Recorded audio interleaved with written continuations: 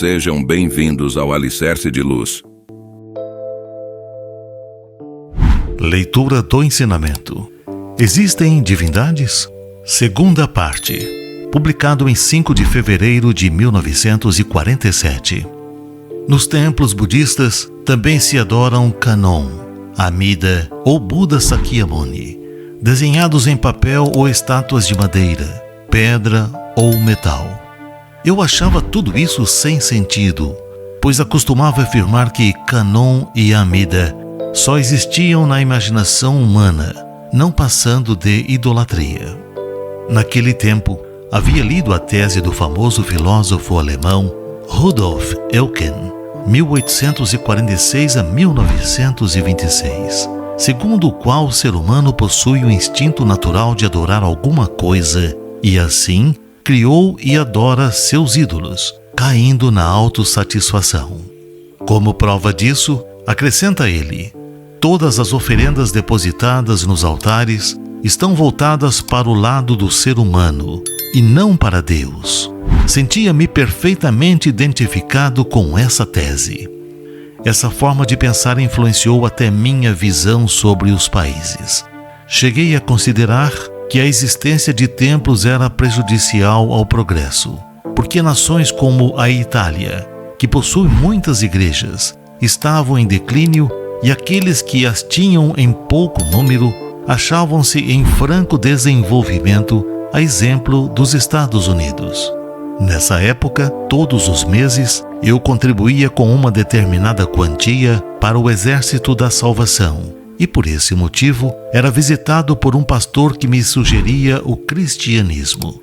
Ele me dizia, as pessoas que contribuem para o Exército da Salvação geralmente são cristãs. Por que o senhor contribui se não é cristão? Então expliquei.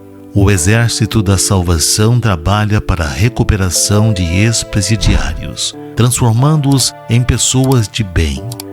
Se ele não existisse, talvez um desses ex-detentos já tivesse entrado em minha casa para me roubar. Portanto, se o Exército da Salvação está impedindo que isso ocorra, é natural que eu seja agradecido e colabore com suas obras. Por Meishu Sama, Alicerce do Paraíso, volume 1.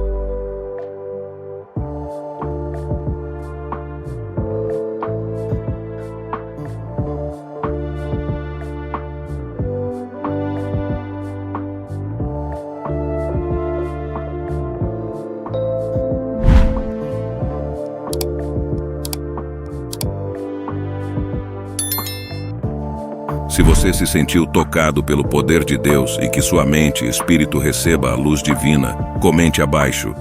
E se inscreva e ative as notificações que Deus tem um propósito para cada um. E o meu foi lhe trazer esta mensagem. Fique com Deus e a luz divina.